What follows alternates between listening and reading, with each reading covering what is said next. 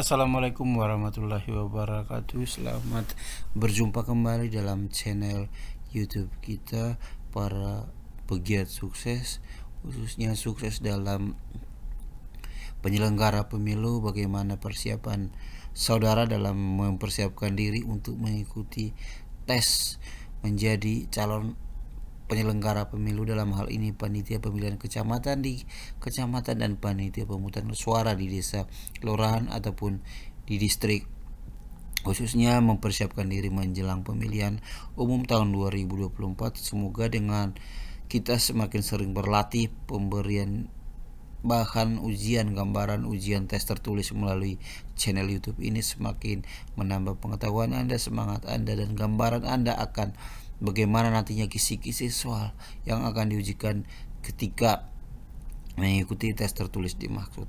Kita langsung lanjut ke pembahasan. Kita mulai dengan soal nomor 1. Yang pertama, pemilu tahun titik-titik merupakan pemilu pertama di mana rakyat dapat memilih langsung presiden dan wakil presiden pilihan mereka. Itu pemilu tahun berapa maksudnya? A. 1997, B. 1999, C. 2004, D. 2009, E. 2014. Di antara pilihan ini bahwa sebelumnya itu sebelum pada tahun 2000 diakhiri dengan 2019 bahwa rakyat dalam memilih presiden masih ada fase ketika mereka harus memberikan kewenangan kepada MPR RI ketika mengadakan sidang istimewa dalam rangka pemilihan presiden dan wakil presiden. Maka sejak tahun berapa? Sejak tahun 2004 pemilihan presiden dan wakil presiden sudah dimulai dilakukan secara langsung. Maka jawaban yang tepat adalah jawaban C, yaitu 2004. Kita lanjut ke soal nomor 2. Dalam pemilu presiden dan wakil presiden untuk pertama kalinya digelar secara langsung sebagaimana soal nomor 1 di atas pada tahun 2004 maksudnya, manakah dari antara pasangan calon berikut ini yang tidak sesuai?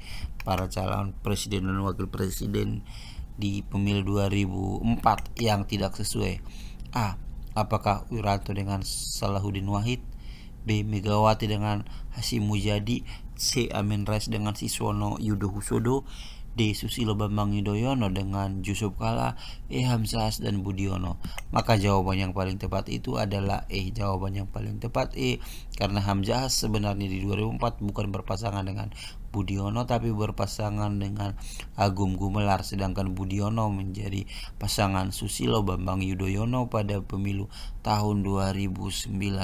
Jadi jawabannya itu adalah E. Hamzahas dan Budiono bukan pasangan calon presiden dan wakil presiden dalam pemilu 2004.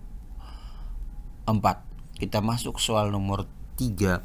Pada pemilu 2009 partai politik peraih suara terbanyak. 2009 peraih suara terbanyak itu adalah A. Golkar, B. PD Perjuangan, C. Demokrat, D. PKB, E. Gerindra. Jawaban yang tepat itu adalah C, yaitu Demokrat. Demokrat memang peraih suara terbanyak di 2009. Kehadiran Demokrat dalam kontestasi pemilihan legislatif Indonesia itu dimulai pada 2004. Namun perolehan suara terbanyak diperoleh Demokrat dimulai 2009. Kita masuk soal nomor 4. Pada pemilu 2004 partai politik peraih suara terbanyak itu adalah 2004. Peraih suara terbanyak itu apakah A. Demokrat, B. PD Perjuangan, C. Golkar, D. Partai Kebangkitan Bangsa, E. Gerindra? Antara jawaban ini adalah jawaban yang paling tepat, Golkar. Golkar merupakan peraih suara terbanyak di 2004 dan pada pemilihan presiden kemudian di sekitar bulan Juni atau Juli mereka bersama dengan Demokrat mengusung pasangan calon presiden dan wakil presiden, yaitu Susilo Bambang Yudhoyono dan Muhammad Yusuf Kala. Jadi jawaban untuk soal nomor 4 itu adalah C, Golkar. Kita masuk soal nomor 5.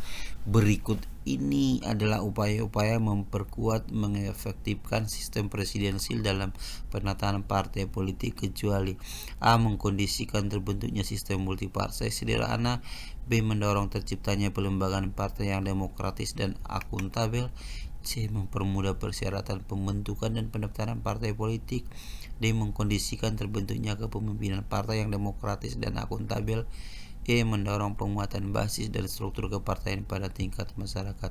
Di antara pilihan ini jawaban yang paling tepat itu adalah C. Jawabannya adalah C, yaitu pengecualian, yaitu kecuali mempermudah persyaratan pembentukan dan pendaftaran partai politik. Kita masuk soal nomor 6. Partai politik dan atau gabungan partai politik yang mengusungkan pasangan calon ataupun perseorangan dilarang menerima sumbangan atau badan hukum bantuan lain yang berasal untuk kampanye yang berasal dari kecuali. Artinya di antara pilihan ini ada larangan dalam hal penerimaan dana kampanye, namun ada pengecualian. Apakah itu yang dikecualikan? Kita lihat.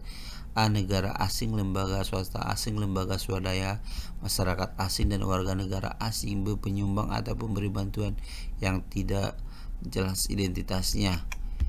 C. Anggota DPR, DPRD, serta pengusul partai politik. D. Pemerintah dan pemerintah daerah.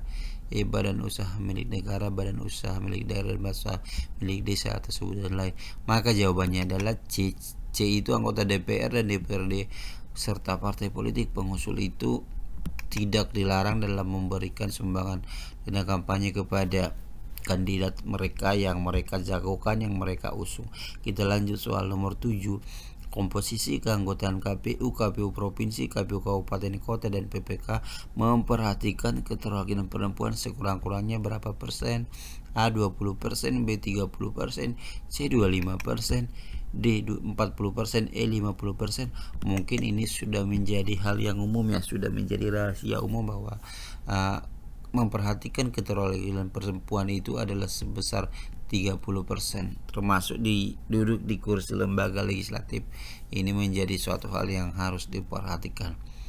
Bahkan untuk partai politik itu untuk tingkat pusat yang namanya 30% keterwakilan perempuan itu menjadi syarat mutlak. Ketika hal tersebut tidak terpenuhi, maka menjadi salah satu parameter indikator lolos tidaknya partai tersebut dalam verifikasi partai politik. Kita masuk soal nomor 8. Sikap yang dapat merusak persatuan dan kesatuan, yaitu A. Mementingkan kepentingan pribadi atas kepentingan umum. B. Gotong royong. C. Rela berkorban. D. Menghargai sesama. E. Saling menghargai.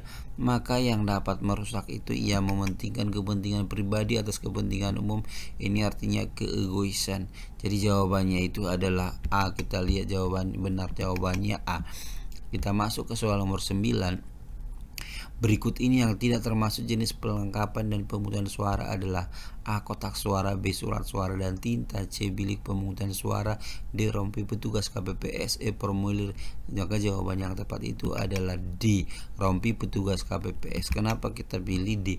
Karena tanpa adanya rompi pun maka KPPS ataupun petugas pemungutan suara di TPS pada hari tetap bisa melanjutkan pekerjaannya. Sedangkan yang pilihan A. Kotak suara, surat suara dan tinta, bilik pemungutan suara, dan formulir menjadi salah satu alat mutlak yang harus mereka gunakan perlengkapan mereka dalam rangka pelaksanaan tugas-tugas di hari dan H pemungutan suara di TPS. Jadi jawabannya adalah D. Tidak termasuk perlengkapan dalam pemungutan suara. Kita masuk soal nomor 10. Penduduk yang mempunyai hak pilih. Penduduk mempunyai hak pilih dan belum terdaftar di daftar pemilih tetap dalam pemilihan dapat mendaftarkan diri sebagai pemilih kepada PPS, panitia pemungutan suara, untuk dicatatkan dalam A. Daftar pemilih tambahan, B. Daftar pemilih sementara, C. DAK, D. DP4, E. Semua jawaban salah. Untuk didaftarkan di mana? Jadi ketika kita sudah tidak terdaftar sebagai pemilih, tidak didaftarkan dalam daftar pemilih tetap, padahal kita memenuhi syarat untuk didaftarkan sebagai pemilih, maka kita cukup melapor kepada panitia pemungutan suara, yaitu petugas KPU di tingkat desa, supaya kita dimasukkan ke daftar pemilih tambahan. Itu jawaban A. Sedangkan DPS daftar pemilih sementara belum tetap, DAK daftar agregat kependudukan, dan DP4 daftar penduduk potensial pemilih pemilihan. Yang kedua ini adalah merupakan data mentah dari Dinas Kependudukan sebagai peruntukan. Maka jawabannya itu adalah dimasukkan kepada daftar pemilih tambahan. Jawabannya A. Kita masuk ke soal nomor 11. Kampanye dapat dilakukan melalui metode kecuali. Jadi metode-metode yang dilakukan kampanye dalam pilihan di bawah ini ada salah satu yang tidak dibolehkan. A. Pertemuan terbatas. B. Pengumuman di masjid-masjid. C. Penyebaran bahan kampanye kepada umum. D. Pertemuan tatap muka dan dialog. D. Debat publik, debat terbuka antar calon. Jadi di antara pilihan ini maka pengumuman di masjid itu dilarang dalam kampanye. Artinya tempat ibadah tidak boleh digunakan menjadi sarana kampanye. Jawabannya adalah B. Kita masuk ke soal nomor 12. Alat peraga kampanye harus sudah dibersihkan dalam waktu A. Paling lambat 1 hari sebelum hari pemungutan suara. B. Paling lambat 2 hari sebelum hari pemungutan suara. C. Paling lambat 3 hari sebelum hari pemungutan suara. D. Paling lambat 4 hari sebelum hari pemungutan suara. E. Paling lambat 5 hari sebelum hari pemungutan suara. Maka ini biasanya dilakukan 3 hari sebelum hari pemungutan suara. Jadi ini masa tenang, tidak boleh ada penyampaian misi-misi, tidak boleh ada kampanye. Bahkan seluruh alat peraga kampanye yang tertempel di peruntukannya di tempat-tempat yang tidak ditentukan harus sudah bersih. Biasanya ini harus sudah bersih 3 hari sebelum hari pemungutan suara. Maka ini dibersihkan oleh Badan Pengawas Pemilihan Umum, ditertibkan dibantu oleh aparat, biasanya pemerintah daerah. Dalam hal ini mungkin Satpol PP harus sudah membersihkan dari namanya masa tenang sebelum hari pemungutan suara. Jawaban yang paling tepat adalah 3 hari, yaitu C. Kita masuk soal nomor 13. Alat peraga kampanye sudah dibersihkan. Mungkin tadi saya bilang tadi pembersihan itu masuk dalam masa tenang. Jadi ini soal nomor 13. Masa tenang berlangsung dalam waktu A. Selama 3 hari sebelum hari pemungutan suara. B. 4 hari. C. 5 hari. D. 6 hari. Maka jawaban yang paling tepat adalah 3 hari, sebagaimana tadi pilihan di nomor 12 yaitu C. 3 hari. Maka jawaban yang paling tepat yaitu A. Masa tenang berlangsung dalam waktu selama 3 hari sebelum hari pemungutan suara. Jawabannya adalah A. 14. Syarat minimum usia panitia pemungutan suara adalah panitia pemungutan suara itu adalah perwakilan ataupun lembaga KPU di tingkat desa, kelurahan ataupun dusun, istilah di Papua itu. Adapun syarat minimalnya itu harus kita lihat bagaimana ketentuan. Mungkin di undang-undang juga itu, di Undang-Undang 7 2017 sebutkan berapa syaratnya. Maka syaratnya itu adalah minimal 17 tahun. Jawaban yang paling tepat itu adalah A. Kita masuk ke soal nomor 15. Syarat minimal pendidikan seseorang menjadi PPK. PPK panitia pemungutan suara ada syarat minimal pendidikan A. SD, B pakai C, C S1, D SMA, E SMP. Jawaban yang paling tepat adalah D SLTA ataupun SMA sederajat. Nomor 16. Syarat minimal pendidikan seorang menjadi PPS. Tadi nomor 19 adalah itu menjadi seorang PPK. Maka ini adalah PPS, yaitu panitia pemungutan suara atau KPU, lembaga KPU di tingkat desa kelurahan. Syaratnya apa? A. Minimal SMA, B pakai C, C S1, D SD, E SMP. Jawabannya adalah tetap seperti yang tadi, yaitu minimal SMA. Jawabannya adalah A. Kita masuk soal nomor 17. Sebelum penghitungan suara dimulai, PPL panitia pengawas lapangan dan pengawas TPS yaitu harus memastikan KPPS kelompok penyelenggara pemungutan suara melakukan hal-hal berikut kecuali A. Menghitung jumlah pemilih yang memberikan suara berdasarkan salinan DPT daftar pemilih tetap untuk TPS dan menghitung jumlah pemilih TPS lain. B. Menghitung jumlah pemilih menggunakan dasar kartu tanda penduduk elektronik dan atau surat keterangan penduduk. C. Menghitung jumlah saksi. D. Menghitung jumlah surat suara yang tidak terpakai dan menghitung jumlah surat suara yang dikembalikan oleh pemilih karena rusak atau keliru. Maka jawabannya itu adalah C. Menghitung jumlah saksi bukannya tugas daripada sebelum penghitungan suara PPL dan pengawas harus memastikan. Bukan tugas daripada PPL atau pengawas TPS untuk mengatakan hal itu, karena cukup penyampaian kehadiran saksi itu cukup dibuktikan dengan mandat yang telah diberikan. Jadi jawaban yang paling tepat nomor 17 itu adalah C, yaitu menghitung saksi, bukan merupakan hal-hal yang dilakukan oleh panitia pengawas lapangan ataupun pengawas di TPS. Masuk soal nomor 18, pengawas pemilu di tingkat kecamatan setara dengan pengawas ini adalah bagian dari Bawaslu. Jika unsur KPU di kecamatan namanya panitia pemilihan kecamatan, maka untuk kecamatan itu ada yang namanya pengawas pemilu Panwascam. Maka di antara jawaban ini pengawas pemilu tingkat kecamatan setara dengan, yaitu tadi saya bilang PPK. PPK istilah KPU di kecamatan, sedangkan pengawas pemilu di tingkat kecamatan atau Panwaslu itu istilah Bawaslu di tingkat kecamatan. Jadi PPK itu rekan kerjanya itu Panwaslu di tingkat kecamatan. Jadi jawaban yang tepat itu adalah setingkat pengawas pemilu di kecamatan setara dengan PPK. Jawabannya adalah A. Kita masuk soal nomor 19. Perbedaan susunan lembaga negara sebelum dan sesudah amandemen Undang-Undang Dasar 45 adalah sebagai berikut kecuali. Artinya lembaga negara pasca amandemen juga ada perubahan. A. Sebelum amandemen, MPR adalah lembaga tertinggi negara. Sesudah amandemen, MPR tetap menjadi lembaga tertinggi negara. B. Sebelum amandemen, Presiden dipilih oleh MPR dan dapat dipilih ulang tanpa batas. Sesudah amandemen, Presiden dipilih oleh rakyat dan dapat dipilih kembali hanya untuk 2 masa jabatan. C. Sebelum amandemen, lembaga legislatif terdiri dari DPR. Sesudah amandemen, lembaga legislatif terdiri dari DPR dan DPD. D. Sebelum amandemen, lembaga yudikatif terdiri dari Mahkamah Agung. Sesudah amandemen, lembaga yudikatif terdiri dari MA dan MK. Kemudian di pilihan C, sebelum amandemen, lembaga legislatif terdiri dari DPR dan DPD. Sesudah amandemen, lembaga legislatif adalah terdiri dari DPR. Maka jawabannya itu adalah A. Sebelum amandemen, MPR adalah lembaga tertinggi negara. Sesudah amandemen, MPR tetap sebagai lembaga tertinggi negara. Ini adalah dikecualikan.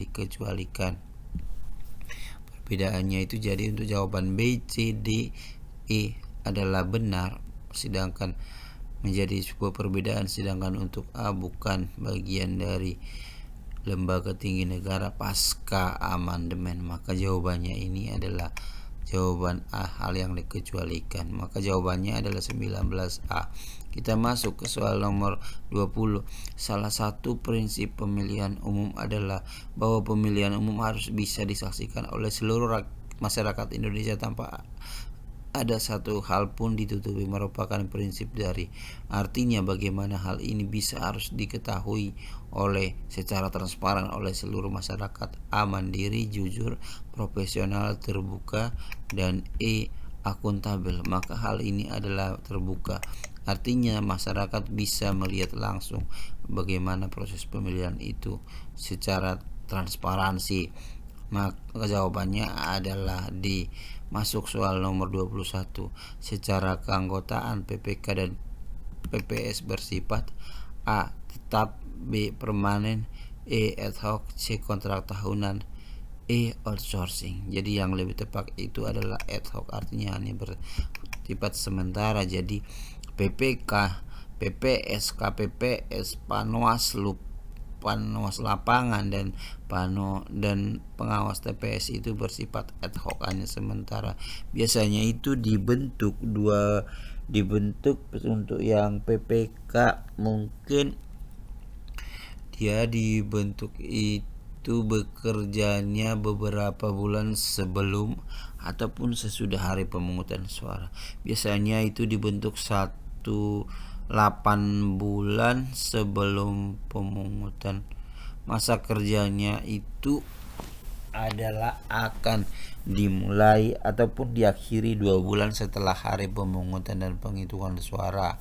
Jadi ini disebut dengan lembaga ad hoc. Mereka akan bekerja dalam rangka penyelenggaraan pemilu di tingkat PPK kecamatan, PPS, desa kelurahan, dan KPPS ataupun TPS? Jawabannya adalah ad hoc, yaitu sementara, yaitu C. Kita masuk soal nomor 22.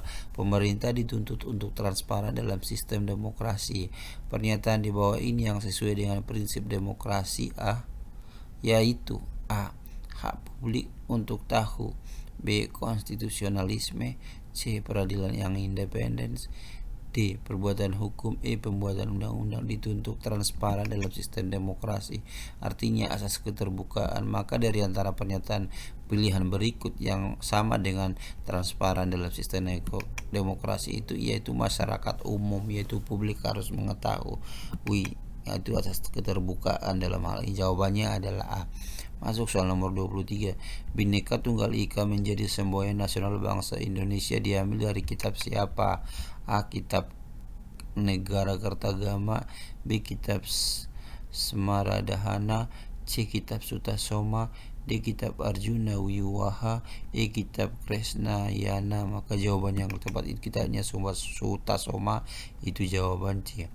Masuk soal nomor 24. Bagaimana memaknai Pancasila sebagai dasar negara?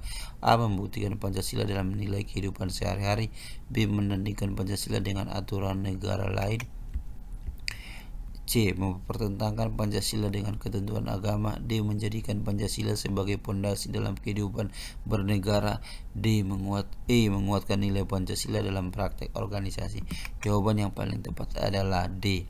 Nomor 25. Asas pemilu adalah luber jurdil. Luber yang artinya itu adalah luwes, umum, bebas, rahasia. B. Luwes, umum, bebas, rahasia. C. Langsung, umum, bebas, rasional. D. Langsung, umum, bebas, rahasia. Maka luber itu adalah langsung, umum, bebas, rahasia, jujur, dan adil. Sedangkan pilihan D. Langsung, umum, berintegritas, rahasia. Maka jawabannya yang paling tepat itu adalah langsung, umum, bebas, rahasia ditambah lagi dengan jujur dan adil. Jawaban yang benar nomor 25 adalah D. Masuk soal nomor 26. Lembaga yang mempunyai wewenang dalam pengawasan logistik pemilu yaitu A. KPU, B. Bawaslu, C. PNRID pemerintah, Polri. Dari antara pilihan ini yang namanya pengawas itu adalah Bawaslu.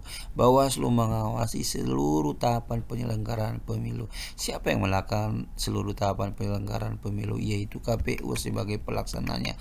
Maka dengan ada di lembaga Bawaslu, maka dia berhak untuk mengawasi tahapan penyelenggaraan pemilu itu, termasuk pencalonan, pendaftaran, pemungutan, penghitungan suara, termasuk distribusi dan distribusi logistik yang harus diawasi oleh Bawaslu. Jadi jawaban yang paling tepat itu adalah Bawaslu, yaitu B.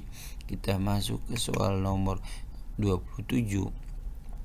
Di bawah ini unsur yang diwajibkan untuk netral adalah A. Anggota TNI, B. Anggota Polri, C. Pengusaha, D. ASN, E. A, B, dan D benar. Maka jawaban yang paling tepat itu diwajibkan adalah untuk netral itu TNI juga iya, Polri juga iya, dan pegawai negeri sipil atau ASN juga ya. Maka jawabannya adalah A, B, dan D. Jadi jawabannya adalah E. Kembali kita masuk ke soal nomor 28. Reformasi pada lembaga kepresidenan antara lain mencakup A. Mekanisme hubungan antara lembaga presiden dengan lembaga negara lain, B. Kekuasaan presiden sebagai kepala negara, C. Larangan perangkapan jabatan oleh presiden, D. Masa jabatan presiden dengan jelas dan pasti, semua jawaban salah. Maka dalam hal ini artinya dalam lembaga kepresidenan dibutuhkan suatu reformasi. Apa hal yang menjadi cakupan dari reformasi dimaksud? Maka jawaban yang paling tepat adalah di antara pilihan itu semua itu jawaban D, di mana adanya kepastian dengan jelas terkait dengan masa jabatan atau periode. Maka jawaban yang paling tepat adalah D. Baik saudara sekalian, mungkin itu 28 soal yang telah kita sampaikan. Mudah-mudahan dengan pembahasan soal ini semakin membuka cakrawala pemahaman Anda, gambaran Anda, prediksi Anda ataupun semacam bagaimana cara pandangan Anda terkait nantinya model-model soal seperti apa yang akan diujikan pada waktu tes tertulis calon anggota panitia pemungutan suara ataupun panitia pemilihan kecamatan. Dan saya selaku admin dalam pembuatan video ini sifatnya hanya membantu memberikan gambaran, dan saya sangat menerima dan berterima kasih jika nantinya ada dari saudara yang merupakan kritik ataupun semacam saran akan kesalahan saya jika masih terdapat, walaupun saya sudah berusaha maksimal. Namun jika tak ada gading yang tak retak, jika ada kekurangan bisa disampaikan dalam kolom komentar. Mudah-mudahan dengan semakin banyaknya kritik, saran, perhatian dari saudara akan lebih memberikan hal yang terbaik untuk menyempurnakan channel ini, karena tidak ada yang sempurna. Dan mudah-mudahan semakin banyak video yang akan saya sampaikan semakin membantu Bapak, Ibu semua, saudara semua dalam belajar memahami pemilu. Sukses untuk kita para pegiat sukses semuanya. Assalamualaikum warahmatullahi wabarakatuh.